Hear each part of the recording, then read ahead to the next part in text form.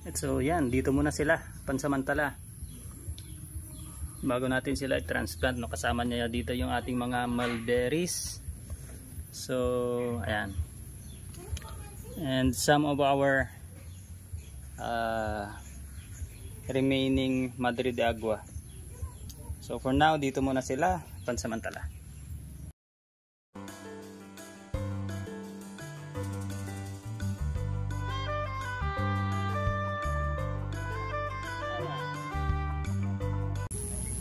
What is up, mga kabugana? This is Pong of Butnes Bugana Farm, and so for today's video, meron tayong pinurchase or acquired na mga planting materials na gagamitin natin dito sa farm. So we will also be planting fruit bearing trees around here, since medyo bare ang ating area. Yan, so nakikita nyo, bare yung ating area, wala tayong shade. So we have decided to plant fruit bearing trees. Okay, so and first among those we wanted to plant has arrived today. Alright, so thank you kay Bing Bong's Integrated Farm. Sa Antique ito galing, guys. So the first one that we have is a variety of langka, and so this variety of Eviark, or the what they call the Abuyog sweet.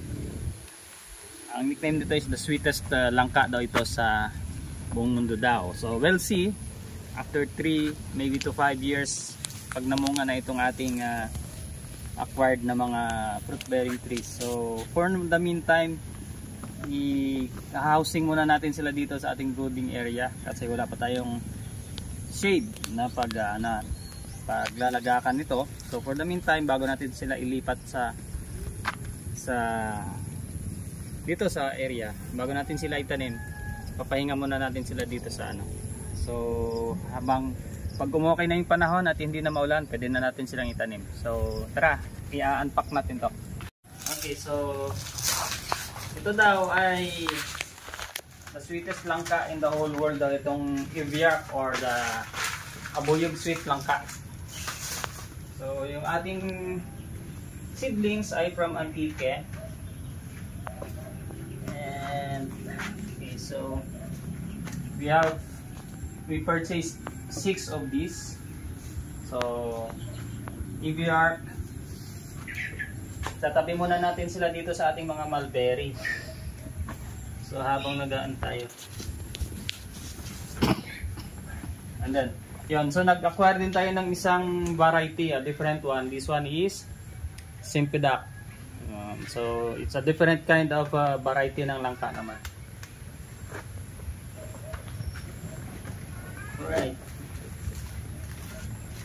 Ayan. So bali 6 itong lahat ating binili kay Bing Bong's Integrated Farm.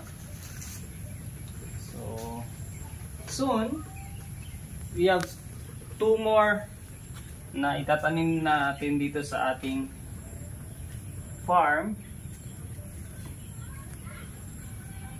Okay. So how many of you have? 5. Okay, so 5. And then syempre, dahil mabait yung ating binilhan, meron tayong freebies. Okay.